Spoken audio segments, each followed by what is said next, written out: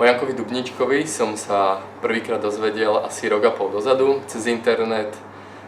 Bolo to v čase, keď som riešil, že sa môj život alebo nejaké to naplnenie alebo očakávanie, čo očakávam od seba a od mojich výkonov, že to nebolo podľa predstav a chcel som to niečím posunúť, proste urobiť niečo viacej pre seba, aby som dosiahol svoje ciele.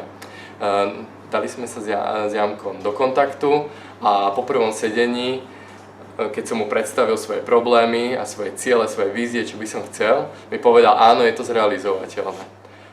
Na začiatku som tomu vôbec nechcel veriť, zdalo sa mi to ako nereálne, pretože doteraz sa mi to nedarilo a zrazu po nejakých sedeniach sa mi to má podariť, má prísť nejaká zmena.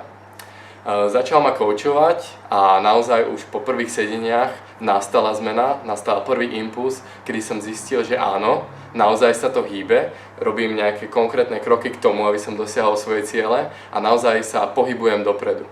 Asi v polke sedení už som začal naozaj veriť tomu, že to, o čom hovoríme, môžem dokázať.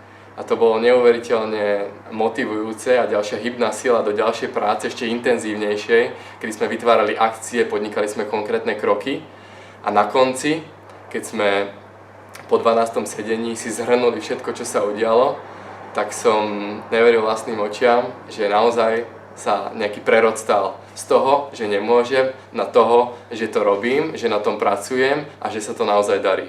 Po 12 sedeniach som si splnil všetky čiastkové ciele, ktoré som očakával a 2 z 3 najväčších cieľov, ktoré som si stanovil a s ktorými som išiel aj do coachingu. Coaching nie je len o tom, že odsedíme 12 sedení, kde sa budeme rozprávať a týmto skončí a už v živote si na to nespomeniem. Práve naopak, to, čo som sa naučil na coachingu, môžem zužitkovať do celého života a do ďalšej kariérneho postupu, osobného, súkromného života, do všetkých sfér, kde sa dá na sebe pracovať, kde je dôležitý osobný rast. Z prerodu, z nejakého ničoho na niečo, čo sa naozaj deje, na čom pracujeme. Preto si myslím, že coaching mi veľmi pomohol a som naozaj vďačný za túto skúsenosť.